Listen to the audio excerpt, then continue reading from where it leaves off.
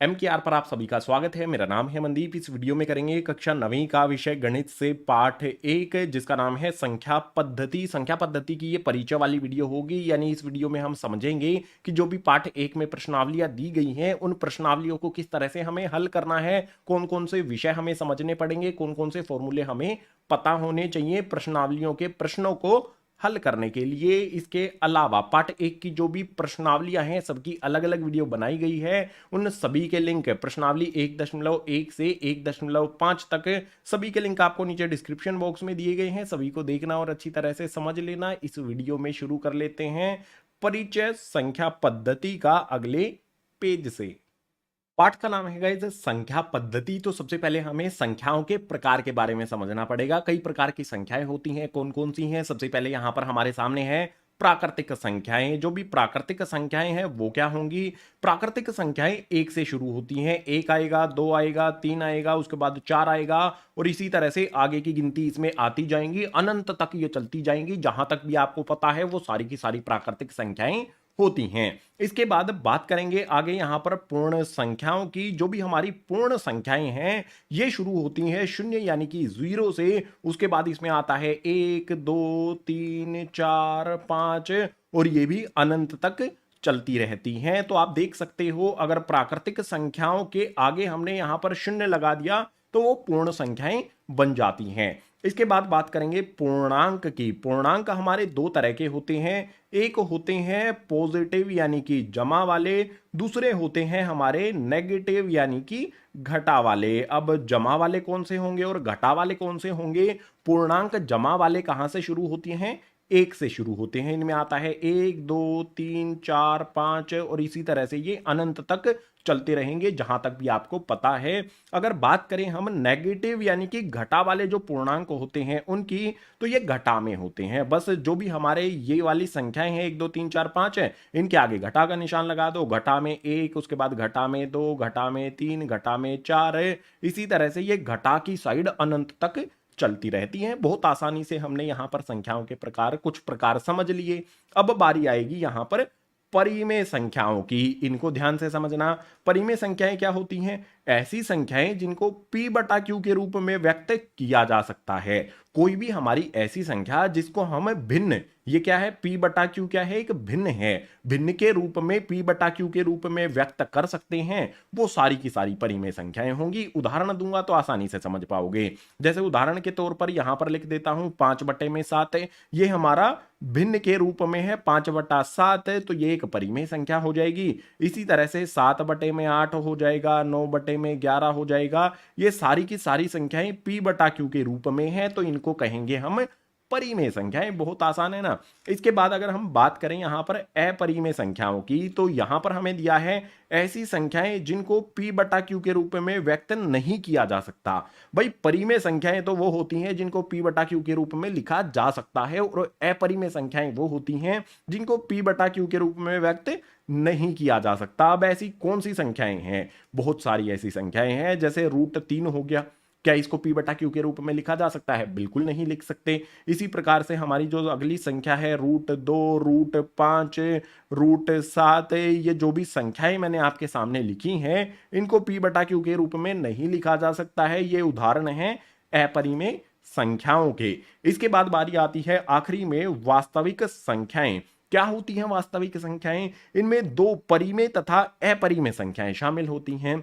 अगर हम परिमेय संख्या और अपरिमेय संख्या इनको इकट्ठा कर दें, इकट्ठा करने पर क्या हो जाएंगी? ये वास्तविक संख्याएं बन जाएंगी। ठीक है, यानी ये कह सकते हैं कि वास्तविक संख्याओं में परिमेय और अपरिमेय ये दोनों तरह की संख्याएं शामिल होती हैं। बहुत आसानी से हमने यहां पर संख्या पद्धति में जो भी संख्याओं के प्रकार हमें समझने हैं वो हमने यहां पर डिटेल में समझे। अब अगर बात करें जो हमारी परिमेय संख्याएं हैं इनसे किस तरह का प्रश्न आता है हमारी किताब में या फिर जो आपके एग्जाम होंगे वहां पर, उसको समझने के लिए चलते हैं अगले पेज पर। यहां पर है परिमेय संख्याएं क्या होती हैं जिनको p बटा q के रूप में व्यक्त किया जा सकता है। इनसे प्रश्न कैसा आएगा आपकी किताब में, तो यहां पर उसका एक उदाहरण ले लेते हैं। उदाहरण से समझेंगे उसको किस प्रकार से हल करना है। यहां पर दिया है 2/5 और 3/5 के बीच 5 परिमेय संख्याएं ज्ञात कीजिए। जो भी हमारी ये 2 परिमेय संख्याएं दी गई हैं हमें भिन्न के रूप में, इनके बीच 5 परिमेय संख्याएं हमें ज्ञात करनी है। तो बहुत आसान तरीके से बताऊं क्या करना है। जो भी हमारी संख्या है 2/5 इसको लिख लो। ये मैंने 2/5 लिख लिया। और एक साइड में हमारी दूसरी संख्या 3/5 है, इसको लिख लो। यहां पर मैंने 3/5 को लिख लिया। अब दोनों के आगे गुना का निशान लगा दो। जितनी भी संख्याएं हमें इनके बीच में ज्ञात करनी है, सबसे पहला प्रश्न आपके लिए यह रहेगा कि कोई भी हमारी 2 संख्याएं हैं, जैसे 2/5 और 3/5, इनके बीच में कितनी परिमेय संख्याएं होती हैं। मैं कहूंगा अनंत, अनगिनत संख्याएं होती हैं इनके बीच में। तो हमें तो सिर्फ 5 निकालनी है, अनगिनत होती हैं, इसका उत्तर ये होगा। ठीक है, इन दोनों के बीच में अनगिनत परिमेय संख्याएं होंगी, हमें उनमें से 5 ज्ञात करनी है। कैसे करेंगे। जितनी भी संख्याएं हमें ज्ञात करनी है, 5 ज्ञात करनी है। 5 से अगली संख्या क्या होती है, 6 होती है। जितनी भी हमें ज्ञात करनी हो उससे अगली वाली संख्या हमें अगली वाली संख्या लेंगे और दोनों संख्याओं में हम ऊपर और नीचे गुना कर देंगे। 5 से बड़ा 6 होता है, हमने यहां पर ऊपर और नीचे दोनों संख्याओं में गुना कर दिया। इनको हल करेंगे, दोनों को हमें हल करना है। तो यहां पर 2 को 6 से गुना करेंगे, ये हो जाएगा हमारा 12। नीचे यहां पर 5 को 6 से गुना करेंगे तो ये हो जाएगा हमारा 30। बिल्कुल इसी प्रकार से यहां पर 3 को 6 से गुना करेंगे, ये हो जाएगा हमारा 18। उसके बाद यहां पर 5 को 6 से गुना करेंगे तो ये हो जाएगा हमारा 30 है। अब क्या करना होगा हमें, जो भी हमारी ये 2 संख्याएं हैं इनके बीच में क्या संख्याएं आएंगी वो लिख देनी है। देखो 12/30 है और 18/30 है, इनके बीच वाली संख्याएं लिखनी है। 12/30 के बाद क्या आएगा, 13/30 आ जाएगा। उसके बाद 14/30 आ जाएगा। उसके बाद 15/30 आ जाएगा। उसके बाद यहां पर हमारा 16/30 आ जाएगा। उसके बाद आ जाएगा 17/30। कितनी संख्याएं हमने यहां पर ज्ञात कर ली, 1 2 3 4 5। जो भी हमारे 2/5 और 3/5 हैं इनके बीच में ये वाली 5 परिमेय संख्याएं आएंगी। एक तो तरीका ये हो गया हल करने का। दूसरा तरीका क्या है, अगर हमें नीचे वाली संख्या बराबर ना दी गई हो, यहां पर हमारा 5 दिया गया था, यहां पर भी 5 दिया गया था, नीचे वाली संख्या बराबर है तो बहुत आसानी से हल किया जा सकता है। अगर नीचे वाली संख्या बराबर नहीं है तो कैसे हल करें, उसके लिए हमने दूसरा उदाहरण यहां पर लिया है। इसमें हमारा 2/5 है, 3/4 है। नीचे वाली संख्याओं को देखोगे तो ये बराबर नहीं है। तो सबसे पहले हमारी जो भी संख्याएं हैं ना, 2/5 है इसको लिख लो और एक साइड में 3/4 जो है इसको लिख लो, गुना का निशान लगा लो दोनों के आगे। अब क्या करें भाई, हमें 5 परिमेय संख्याएं निकालनी है, लेकिन सबसे पहले हमें नीचे वाली जो संख्या होती है उसको बराबर भी करना होता है। बराबर करने के लिए क्या करें, जो भी इसके नीचे वाली संख्या है 4, ऊपर नीचे यहां पर गुना कर दो। ठीक है, 4/4 से मैं इसको गुना कर देता हूं। और जो यहां पर नीचे वाली संख्या है 5, इसमें मैं ऊपर और नीचे गुना कर देता हूं। यहां पर 5/5 से गुना कर देता हूं। इनको हल कर लो। यहां पर 2 को 4 से गुना करेंगे तो ये हो जाएगा हमारा 8 है। नीचे 5 को 4 से गुना करेंगे तो यहां पर हमें मिलकर मिलेगा 5 चौके 20। बिल्कुल इसी प्रकार से 3 को यहां पर 5 से गुना करूंगा तो ये हो जाएगा मेरा 15। और यहां पर 4 को 5 से गुना करूंगा तो ये हो जाएगा 20। जो भी यहां पर हमारी 2 संख्याएं मिली हैं हमें, 8/20 और 15/20। 8/20 के बाद क्या आएगा, 9/20 आएगा। उसके बाद आ जाएगा हमारा 10/20। उसके बाद आ जाएगा हमारा यहां पर 11/20। उसके बाद आ जाएगा 12/20। उसके बाद आ जाएगा हमारा 13/20। ठीक है, उसके बाद आ जाएगा हमारा 14/20। जो भी हमारी ये 2 संख्याएं हैं 8/20 और हमारी 15/20, इन दोनों के बीच में ये संख्याएं मिलती हैं। हमें कितनी लिखनी थी, 5, लेकिन आप देखोगे तो हमने यहां पर 6 लिख दी हैं। इनमें से कोई भी 5 संख्याएं आपने लिख देनी है, वही उत्तर हो जाएगा। कोई भी 2 संख्या अगर हमें दी गई हैं उनके बीच में कितनी भी परिमेय संख्याएं ज्ञात की जा सकती हैं, उदाहरण मैंने आपको दे दिया है। अब इससे जो अगला विषय है उसको समझने के लिए चलते हैं अगले पेज पर।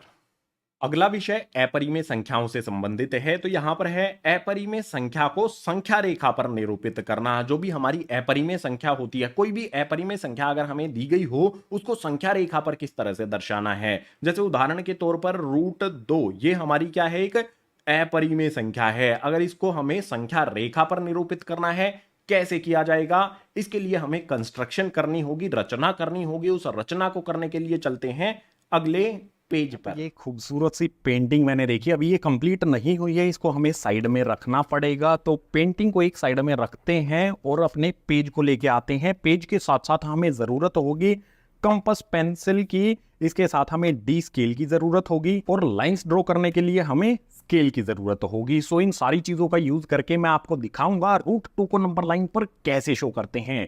थोड़ा सा जूम करते हैं। सबसे पहले तीनों चीजों को साइड में हटा के सबसे पहले लेकर आते हैं यहां पर एक स्केल। स्केल पर मैं इंच वाली साइड यूज करूंगा, आप सेंटीमीटर वाली साइड भी यूज कर सकते हैं। हमें स्केल से एक लाइन इस तरह से ड्रॉ कर लेनी है। इस लाइन पे हमें मार्किंग भी कर देनी है। मार्किंग किस तरह से करनी है, हर एक इंच को हम यूनिट कंसीडर करेंगे। तो हमें यहां पर स्केल रखना है, ठीक है, मैंने स्केल रखा।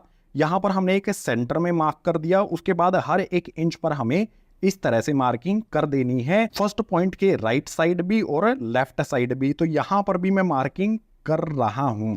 जो हमारा ये एक पॉइंट है इसको हम 0 कंसीडर करेंगे, उसके बाद यहां पर हमारा 1 आ जाएगा, 2 आ जाएगा, 3 आ जाएगा एंड आगे फर्दर लाइन हमारी आगे बढ़ी है तो उसको 4 कहेंगे। इस तरफ हमारा -1 आ जाएगा, -2 आ जाएगा, -3 आ जाएगा। ये क्या है, हमारी एक नंबर लाइन है। इस नंबर लाइन के 0 वाले पॉइंट से जो नेक्स्ट वाला पॉइंट हमारा यहां पर 1 है, इस पर हम अपना डी वाला स्केल रखेंगे, ठीक है। इसको अलाइन करेंगे लाइन के साथ और एंगल बना देंगे 90 डिग्री का, ठीक है। ये हमने यहां पर 90 डिग्री वाले पॉइंट का एंगल बनाया, पॉइंट लगाया। अभी एंगल बनाने के लिए क्या करेंगे, स्केल का यूज करेंगे। और ध्यान रखने वाली बात यहां पर आपके लिए बताता हूं, हमें जो लाइन यहां पर ड्रॉ करनी है वो हमारी सिर्फ 1 इंच ही होगी, ठीक है। तो देखो ये पॉइंट है, हमने पॉइंट से मिला लिया है और 1 इंच की लाइन यहां पर हमने इस तरह से ड्रॉ कर दी है। हमने बनाया यहां पर क्या, 90 डिग्री का एंगल। तो उसको इस तरह से शो किया जाता है बॉक्स सा बना करके। अब इसके बाद जो भी हमारा यहां पर 0 वाला पॉइंट है और इस लाइन जो भी हमने यहां पर वर्टिकली लाइन ड्रॉ की है, इसका ऊपर वाला पॉइंट है, इसको नाम दे देते हैं, ये हमारा बी पॉइंट होगा। हमें ओ पॉइंट और बी पॉइंट को एक स्ट्रेट लाइन में ज्वाइन करना है। तो इस तरह से हमें यहां पर रखना होगा स्केल, अलाइन करना है दोनों पॉइंट्स को और सीधी लाइन में इस तरह से ज्वाइन कर देना है। जो भी हमारा ये वाला ओ, इसे हम ओ कहेंगे, ये हमारा बी होगा, ये हमारा ए पॉइंट होगा, ठीक है। ये वाला हमारा ए पॉइंट हो गया। तो यहां पर जो भी मेरी लाइन ओ बी है वो क्या हो जाएगी, यहां पर √2 हो जाएगी। आप ये कहोगे कि हमारी ओ बी लाइन है, ये तो हमारी नंबर लाइन पर है ही नहीं, इसको नंबर लाइन, ये तो नंबर लाइन से अलग है ना, इसको नंबर लाइन पर किस तरह से लेकर आए। तो हमें जरूरत होगी गाइस कंपास की। कंपास यहां पर हमारे पास है, इसको हमें ओपन कर लेना है, लेकिन ओ पॉइंट पर हम इसकी टिप रखेंगे, बी पॉइंट तक इसको हम ओपन कर लेंगे। उसके बाद इस तरह से एक रेडियस हम ड्रॉ कर देंगे। ये हमारा पॉइंट हो जाएगा। जहां पर भी ये आर की यहां पर आई है, ये हमारा सी पॉइंट हो जाएगा। अब मैं कहूंगा कि ओ बी इक्वल होगा हमारा ओ सी के, दोनों एक दूसरे के इक्वल होंगे, क्योंकि जितना रेडियस यहां पर है उतना ही रेडियस ओ सी का है। ओ बी हमारा √2 है, तो ओ से सी तक ये भी हमारा √2 हो जाएगा। तो बिल्कुल सिंपल वे में हम ये कह सकते हैं कि ओ सी जो कि हमारी नंबर लाइन पर है, ये हो जाएगा हमारा √2। इस तरह की कंस्ट्रक्शन करनी आपको आनी चाहिए, एग्जाम में क्वेश्चन आने के पूरे पूरे चांस बनते हैं। अब एक क्वेश्चन आपके माइंड में जरूर रहेगा कि ओ बी हमारा √2 कैसे हुआ। तो इसकी कैलकुलेशन के लिए मूव करते हैं वापस अपने ग्रीन बोर्ड पर। जो भी हमारी संख्या रेखा थी उस पर हमने √2 को निरूपित कर दिया है, एक अपरिमेय संख्या को निरूपित कर दिया है। अब आपके दिमाग में एक सवाल जरूर आएगा कि भैया ये √2 कैसे हुआ, ओ बी √2 कैसे हुई। तो इसको समझने के लिए पाइथागोरस परिमेय का इस्तेमाल किया जाता है। तो यहां पर हम लिखेंगे, ये होता है पाइथागोरस परिमेय, जिसमें होता है कर्ण की पावर 2 बराबर में आधार की पावर 2 जमा में लंब की पावर 2। यहां पर कर्ण क्या होता है, जो हमारी ये तिर्यक रेखा होती है इसे कहा जाता है कर्ण, ठीक है। तो यहां पर हम कर्ण का वर्ग ऐसा का ऐसा रखेंगे। हमें नहीं पता है कि कर्ण का मान क्या है, ये मान लेते हैं। तो कर्ण हमारा यहां पर, कर्ण हमारा क्या है ये लिख लेते हैं, ठीक है। कर्ण हमारा क्या है, यहां पर ओ बी है। ओ बी √2 कैसे आया, तो यहां पर आ जाएगा हमारा ओ बी, इसका हमने वर्ग कर दिया, बराबर का निशान लगा करके। जो भी आधार है इस त्रिभुज का, आधार को हमें देखना है। आधार हमने कितना लिया था, 1 लिया था, तो आधार के स्थान पर हम 1 रखेंगे। आधार का वर्ग है तो इसका भी वर्ग कर देंगे, जमा का निशान लगा करके लंब, जो भी इस त्रिभुज का लंब है वो हमने कितना लिया था, 90 डिग्री का कोण बनाया था, तो ये हमारा 1 था। ठीक है, तो यहां पर आ जाएगा लंब के स्थान पर 1 और इसका भी हम वर्ग कर देंगे। अब इसको हल कर लेंगे, OB का वर्ग यहां पर हो जाएगा बराबर में 1 की पावर 2 करेंगे, 1 को 1 से गुना करने पर हमें 1 ही प्राप्त होता है। उसके बाद जमा का निशान लगा करके यहां पर भी 1 की पावर 2 है, 1 को 1 से गुना करो, 1 ही हमें मिलेगा। इसके बाद यहां पर हमारा OB इसकी पावर 2 ऐसा का ऐसा रहेगा, बराबर का निशान लगा लेंगे, 1 जमा में 1 ये हो जाएगा हमारा 2। हमें क्या चाहिए, हमें OB चाहिए, लेकिन OB की पावर 2 यहां पर है, पावर 2 को हटा देंगे। पावर 2 को कैसे हटाएंगे, सबसे आसान तरीका होता है किसी भी पावर को हटाने का, रूट लगा दो। इस तरह से हमने रूट लगा दिया, तो हमें इस तरफ भी रूट लगाना पड़ेगा। अगर हम रूट लगाते हैं अपनी तरफ से तो दोनों साइड में लगा सकते हैं। अब यहां पर क्या होगा, देखो जो भी हमारा रूट है, जो भी हमने यहां पर रूट बनाया है, ये पावर 2 से कट जाता है, तो 2 से यहां पर पावर 2 से रूट कट जाएगा, यहां पर मिल जाएगा हमें OB बराबर में √2, ऐसा का ऐसा रहेगा। देख सकते हो OB बराबर में √2 आ गया है। कैसे आया √2 ये भी मैंने समझा दिया है। तो कोई भी हमारी अपरिमेय संख्या दी गई हो, उसमें पाइथागोरस परिमेय का इस्तेमाल करके संख्या रेखा पर दर्शाया जा सकता है, ये मैंने आपको समझाया। अभी हमारे कुछ विषय और बचे हैं, उनको भी समझना है इसी पाठ के परिचय में, तो उसके लिए चलेंगे अगले पेज पर। पाठ में अगला विषय आ जाता है दशमलव प्रसार। दशमलव प्रसार को हम समझने के लिए कुछ उदाहरण लेंगे। 3 प्रकार का होता है दशमलव प्रसार, तो 3 ही उदाहरण यहां पर लिखे गए हैं। सबसे पहले हमारा है 7/8, ये P/Q के रूप में हमें दिया गया है, यानी कि ये एक परिमेय संख्या है। अगर इसका दशमलव प्रसार हमें लिखना है तो वो कैसे किया जाएगा, देखो बहुत आसान है। जो भी हमारी ऊपर वाली संख्या होती है उसे अंदर रखते हैं, नीचे वाली संख्या से हम भाग करते हैं, तो ये क्या हो जाएगा, 8 को यहां पर हमें 7 को 8 से भाग करना है, तो सबसे पहले यहां पर हम 0 लगा लेंगे, उसके बाद 0 लगा लेंगे और एक 0 उसके बदले यहां पर लग जाएगी। जो भी हमने ये बिंदु लगाया है उसके बदले हमने 0 लगा ली है। भाग करना आपको आता होगा, भाग करना मैं नहीं सिखाने वाला हूं। यहां पर मुझे सिखाना है कि पहले प्रकार का जो दशमलव प्रसार है उसको किस तरह से, वो किस तरह का दिखाई देता है। अब यहां पर 8 को 8 से गुणा करेंगे तो यहां पर आ जाएगा हमारा 64, उसके बाद घटाएंगे तो 6 आ जाएगा, इसके पीछे अपनी तरफ से 0 लगा लेंगे। 8 को 7 से गुणा करेंगे तो ये हो जाएगा हमारा 56, यहां पर आ जाएगा हमारा 4, 0 लगा लेंगे। 8 को 5 से गुणा करने पर ये आ जाएगा हमारा 40, घटाने पर हमारा 0 आ जाएगा, कुछ भी नहीं बचेगा। ऐसी भाग जो कंप्लीट हो जाए, जो पूर्ण हो जाए और शेषफल में हमें 0 प्राप्त हो, तो उसको कहा जाता है, उस दशमलव, उसका जो भी दशमलव प्रसार होगा ना, इसको क्या कहा जाएगा, शांत कहा जाएगा। ये किस प्रकार का दशमलव प्रसार है, पहले वाला प्रकार है, ये शांत दशमलव प्रसार है। ठीक है, इसको साफ साफ लिख देता हूं मिटो के। जो भी यहां पर हमारा दशमलव प्रसार है वो कैसा हो गया, शांत हो गया। इस प्रकार के दशमलव प्रसार को शांत कहेंगे। कई बार मैंने बोल दिया है, आई होप आपको समझ में आ गया होगा। ठीक है, अब आगे आ जाते हैं। यहां पर 10/3 हमें दिया गया है, यहां पर भाग करने के लिए 10 को अंदर रखेंगे।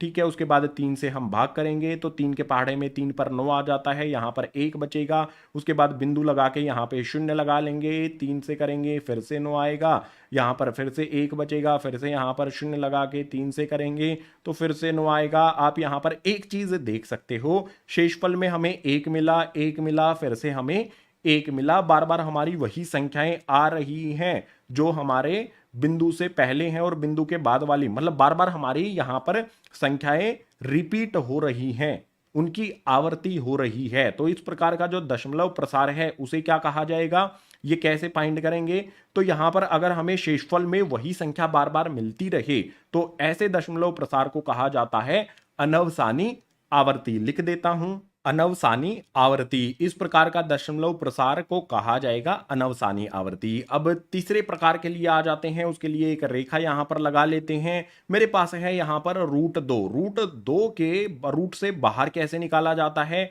इस तरह से हम लिखेंगे। जो भी हमारी रूट के अंदर संख्या है उसको यहां पर लिखा जाएगा, उसके बाद यहां पर इसको 1 से करेंगे। ठीक है, आपने ये कक्षा 8 में सीखा होगा, 1 से 1 करेंगे तो 1 एकम 1 आएगा, यहाँ पर जमा का 1 होता है, यहाँ पर भी हमारा 1 आ जाएगा।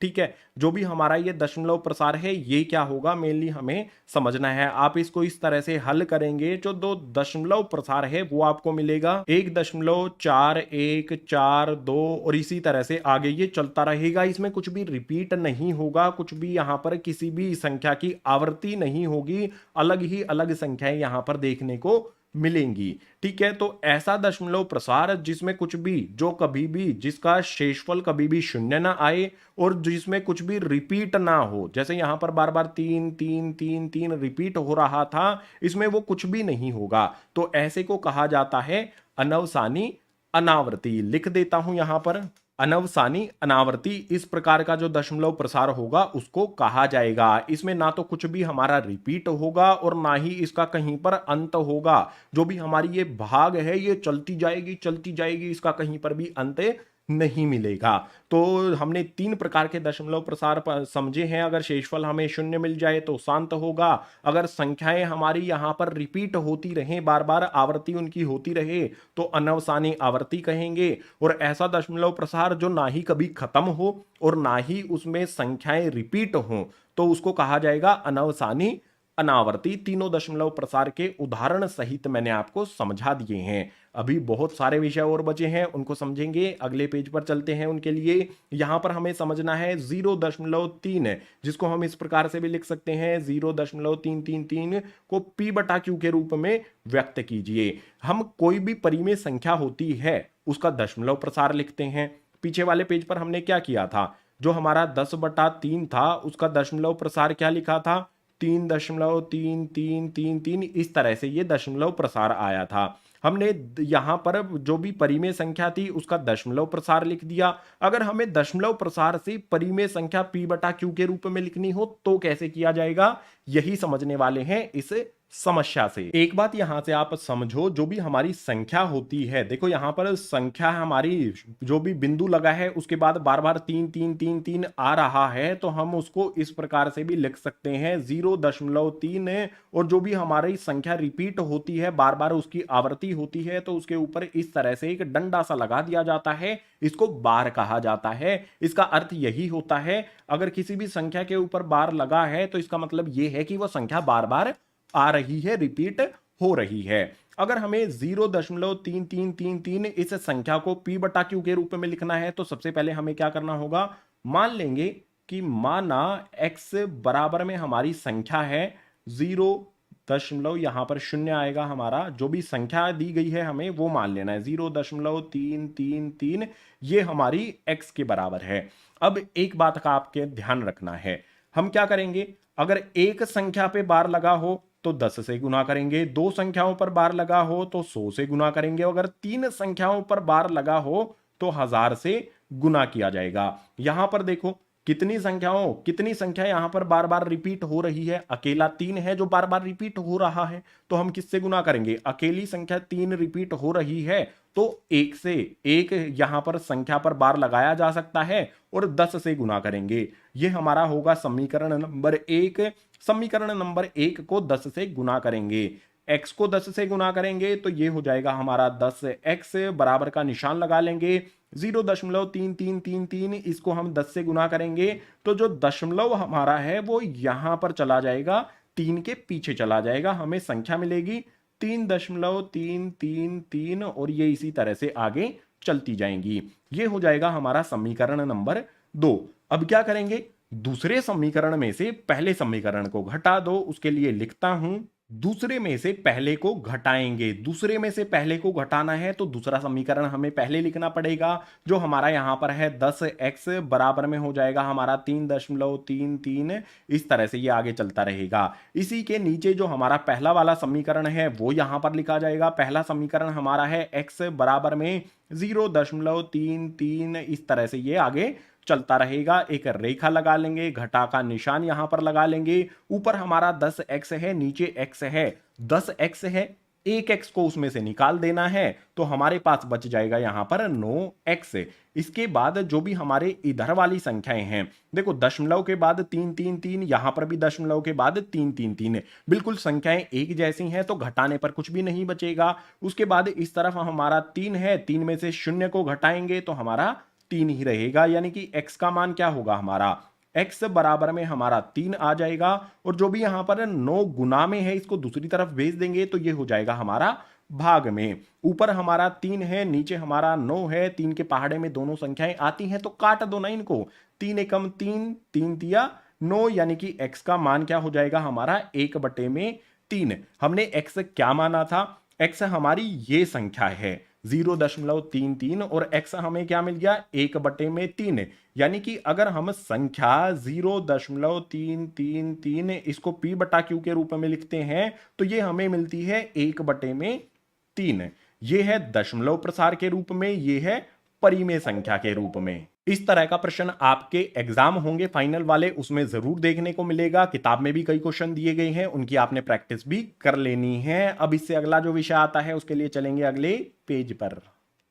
पाठ में जो अगला विषय आता है वो बहुत इंटरेस्टिंग है। इसमें हमें क्या करना है, जो भी वास्तविक संख्याएं हमारी दी होंगी उन पर संक्रियाएं, यानी कि वास्तविक संख्याओं को किस तरह से जोड़ा जाएगा, किस तरह से जमा किया जाएगा, घटाया जाएगा, गुणा किया जाएगा और भाग किया जाएगा। ये लय इसमें गलत लिख दिया गया है, इसको काट देते हैं। वास्तविक संख्याओं पर जो भी हमारी ये संक्रियाएं हैं इनको किस तरह से अप्लाई किया जाता है ये इस वाले पेज पर समझना है। तो बहुत आसान तरीके से सबसे पहले समझ लेते हैं जमा कैसे करना है और घटा कैसे करना है। तो उसके लिए एक उदाहरण यहां पर लिखा गया है, इसमें है ऐड। ऐड का मतलब होता है जमा करना। हमें जमा करना है इन दोनों संख्याओं को, कौन कौन सी, 2√2 जमा में 5√3 और √2 घटा में √3 को हमें जमा करना है, दोनों संख्याओं को करना है। तो यहां पर हम पहली हमारी संख्या 2√2, उसके बाद जमा में 5√3 को लिख लिया। पहली वाली संख्या हमने यहां पर ऐसी की ऐसी लिख ली।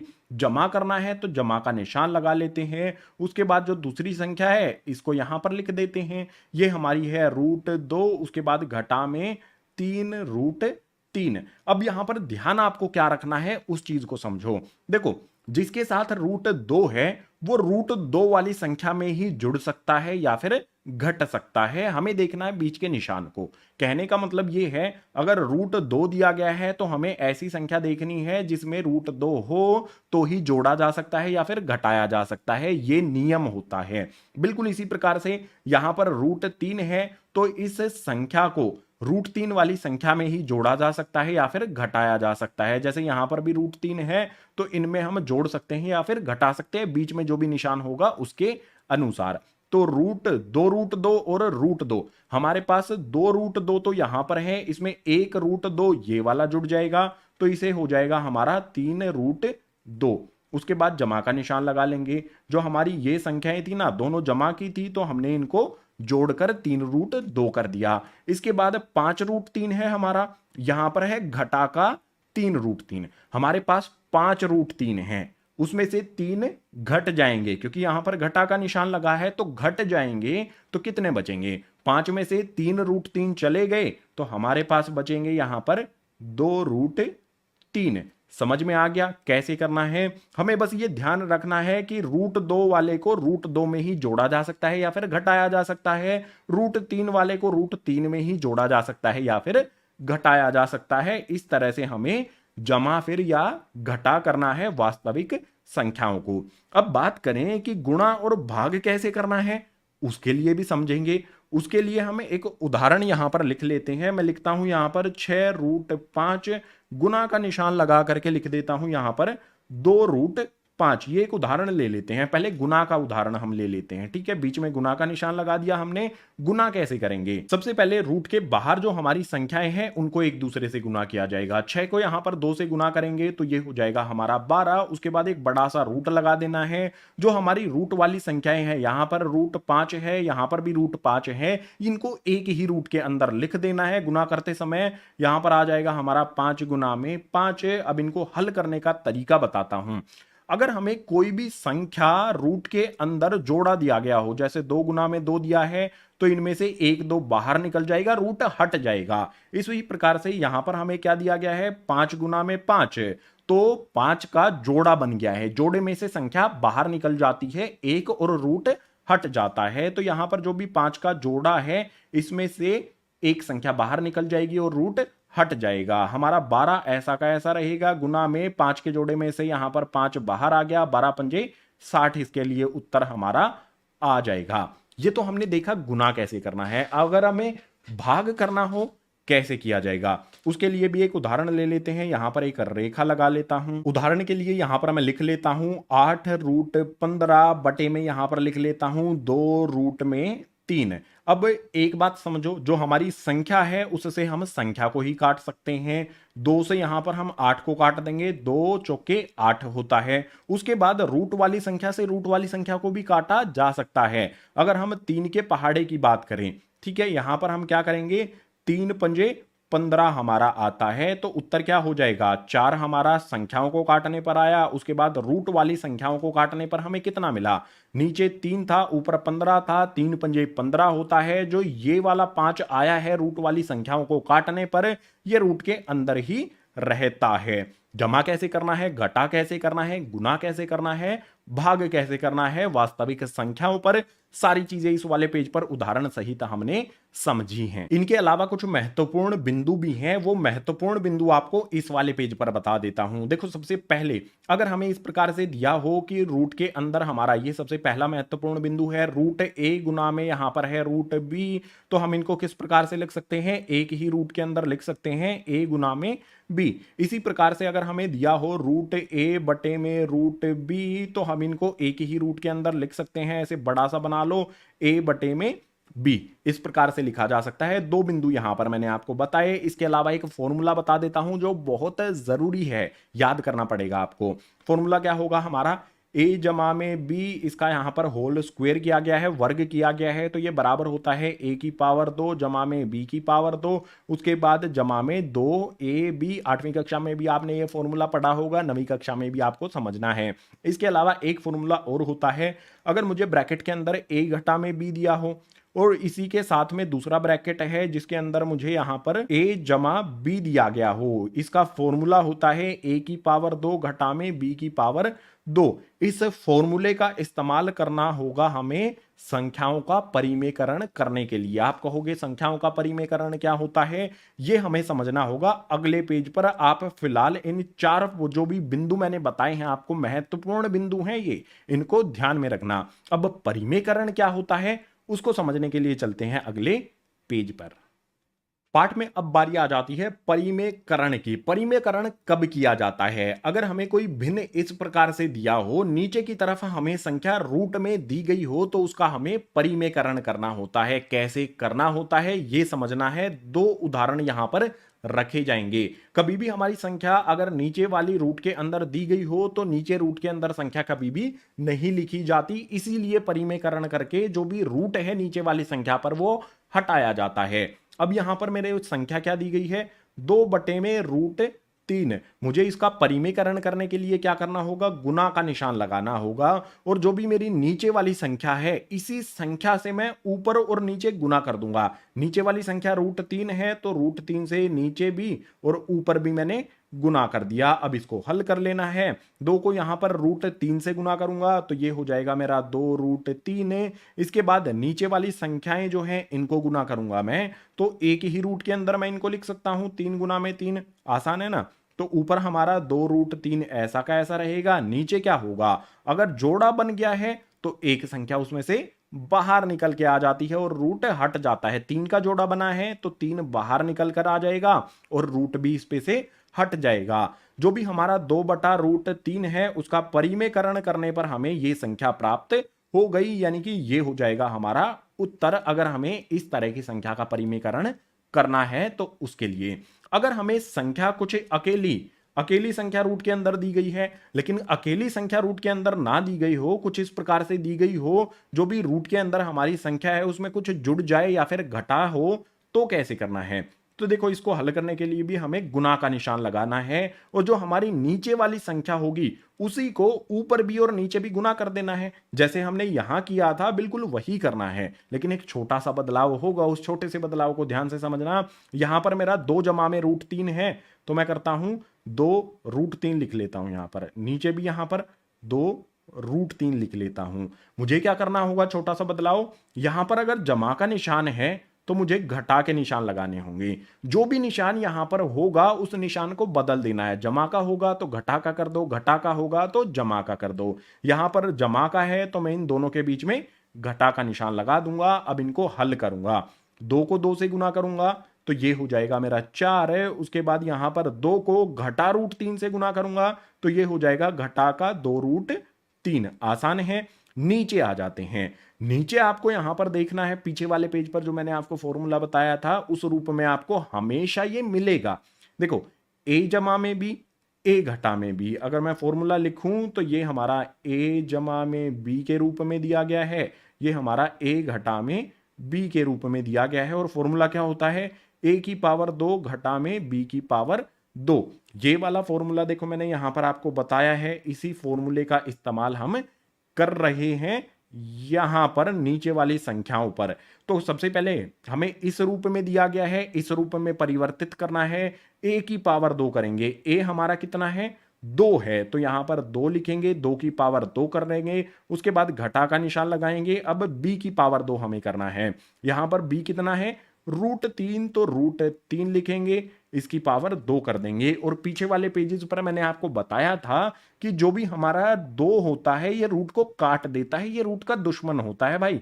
तो 2 से यहां पर पावर 2 से रूट कट जाएगा। इसके बाद हल करेंगे, 2 की पावर 2। सबसे पहले तो ऊपर वाली जो हमारी संख्या है 4 घटा में 2√3, ये ऐसा का ऐसा आ जाएगा। बटे में जो हमारा यहां पर 2 की पावर 2 है, इसका अर्थ होगा 2 को 2 से गुना करना। 2 को 2 से गुना करने पर 4 आ जाएगा। घटा का निशान लगा लेंगे। यहां पर जो हमारा पावर 2 है उससे रूट कटने पर हमारा अकेला यहां पर 3 बचा, इसको लिख लेना है। अब इसको यहां पर क्या करेंगे, 4 घटा में 2√3 बटे में हमारी क्या संख्या आएगी, 4 में से 3 को घटाएंगे तो 1 आएगा। और नीचे कभी भी 1 लिखना जरूरी नहीं होता है, यानी कि हमारी संख्या 2 बटे में 2 जमा में √3, इसका परिमेयकरण करने पर ये हमारा उत्तर हमें मिल गया है। ये उत्तर हो जाएगा। आई होप परिमेयकरण करना आपको आ गया होगा। परिमेयकरण करने से संबंधित आपके जो भी एग्जाम होंगे और किताब में प्रश्न दिए गए होंगे और एग्जाम में तो यहां से क्वेश्चन आएगा ही आएगा। तो परिमेयकरण डिटेल में समझ लेना है। अगर नहीं समझ में आया तो वीडियो को फिर से पीछे करो और देखो, समझो। परिमेयकरण करने के बाद पाठ का जो आखिरी विषय है उसको समझने के लिए चलते हैं अगले पेज पर। पाठ का जो आखिरी विषय है उसमें हमें जो भी वास्तविक संख्याएं हैं उनके घातांक नियम समझने हैं। तो यहीं पर वही दिए गए हैं वास्तविक संख्याओं के लिए घातांक नियम, इनको फॉर्मूले हम कह सकते हैं। उदाहरण सहित सभी को हम यहां पर समझने वाले हैं।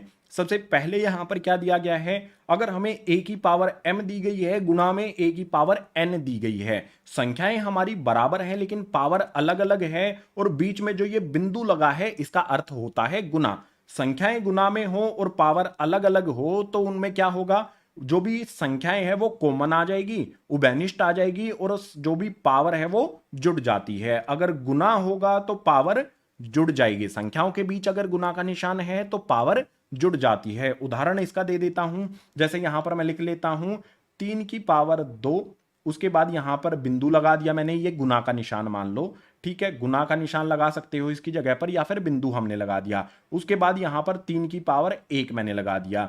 यहां पर क्या होगा, हमारी संख्या जो है वो एक बार लिखी जाएगी, तो 3 हमने लिख लिया। उसके बाद जो हमारी पावर है m और n यानी कि 2 और 1 ये जुड़ जाएंगी। यहां पर आ जाएगा मेरा 2 जमा में 1।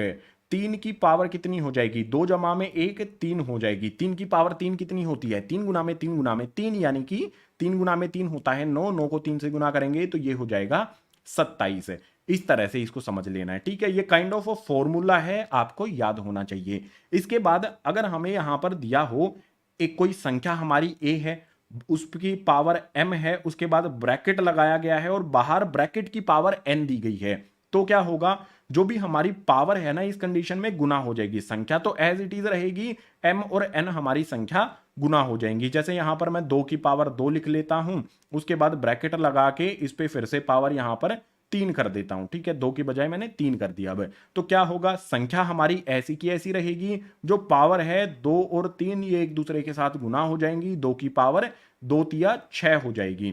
अब यहां पर 2 की पावर 6 क्या होता है, 2 गुना में 2 गुना में 2 गुना में 2 गुना में 2 गुना में 2, इस तरह से हमारी ये संख्या आएगी। अब इनको गुना करके मुझे बताओ यहां पर क्या आएगा, कमेंट करना, ठीक है। आगे आ जाते हैं, आगे यहां पर क्या दिया गया है, a की पावर m बटे में a की पावर n। हमारी संख्या तो यहां पर बराबर है, लेकिन पावर जो है ना वो m और n है, अलग अलग दी गई हैं, संख्याएं हमारी बटे में हैं। कुछ इस तरह से मान लो 2 की पावर यहां पर हमें 4 दी गई है, बटे में यहां पर 2 की पावर हमें 2 दी गई है। इस तरह से हमें ये दिया गया है, ठीक है, दोनों संख्याएं हमारी बराबर हैं लेकिन पावर अलग अलग हैं। अब ये किस तरह से हैं, भाग में हैं। भाग में जो पावर होगी वो क्या होगा, घट जाती है, यानी कि माइनस हो जाती है। हमारी संख्या ऐसी की ऐसी रहेगी, संख्या हमारी 2 है, ऐसी की ऐसी आ जाएगी। उसके बाद जो हमारी ऊपर वाली पावर है उसमें से नीचे वाली पावर को यहां पर घटा दिया जाता है, m घटा में n हो जाता है, यानी कि ऊपर वाली पावर हमारी 4 है, नीचे वाली पावर 2 है, 4 में से 2 को घटा देंगे तो 2 की पावर कितनी हो जाएगी, 2 हो जाएगी। 2 की पावर 2 यानी कि 2 गुना में 2, ये होता है 4। इसके बाद आखिर में आ जाते हैं, यहां पर इसमें क्या किया गया है, हमारी संख्याएं अलग अलग हैं लेकिन पावर हमारी सेम है। देखो a और b हमारी संख्याएं हैं, इसका उदाहरण लिखकर चलते हैं। 2 है, ठीक है, उस पे पावर हमारी 2 लगी हुई है, उसके बाद संख्या हमारी कोई अलग है, गुना का निशान लगा लेते हैं। 3 है, इस पे भी पावर हमारी 2 है। अब की बार पावर हमारी इक्वल है, बराबर है, तो इसको किस तरह से हल करना है, हम क्या करेंगे, जो भी हमारे यहां पर संख्याएं हैं वो एक दूसरे के साथ गुना हो जाएंगी, यानी कि 2 गुना में 3 हो जाएगा। जब हम इसको हल करेंगे ब्रैकेट के अंदर आ जाएगा 2 गुना में 3, और जो भी पावर है वो कॉमन आ जाएगी, उभयनिष्ठ आ जाएगी। पावर बराबर है तो वो उभयनिष्ठ आ जाती है। अब यहां पर 2 को 3 से गुना करेंगे तो ये 6 हो जाएगा, इसके बाहर जो पावर लगी हुई है वो इस 6 पर भी लग जाएगी, तो 6 की पावर 2, 6 की पावर 2 का मतलब होता है 6 गुना में 6, जो हो जाएगा हमारा यहां पर 36। जो भी यहां पर वास्तविक संख्याओं पर हमने घातांक के नियम, ये 4 नियम हैं, इनसे संबंधित आपके एग्जाम में क्वेश्चन आएगा ही। ये पाठ का आखिरी विषय हमने इस पेज पर समझ लिया उदाहरण सहित। इसी आखिरी विषय के साथ पाठ 1 संख्या पद्धति का जो भी परिचय है वो हो जाता है कंप्लीट। उम्मीद करूंगा सारे के सारे विषय जो भी उदाहरण सहित मैंने आपको बताए हैं समझ आए होंगे। अगर समझ आए हैं तो वीडियो को लाइक कर देना। इसके अलावा इस वीडियो को अपने सहपाठी जो आपकी कक्षा में पढ़ते हैं उनके साथ शेयर जरूर करना, और जो भी नए विद्यार्थी चैनल पर आए हैं चैनल को सब्सक्राइब कर लेना। कक्षा 9वीं की हिंदी माध्यम में गणित और विज्ञान की वीडियोज इसी तरह से चैनल पर आती रहेंगी। इस वीडियो में इतना ही, मैं मिलूंगा आपसे इसी तरह की अगली वीडियो में।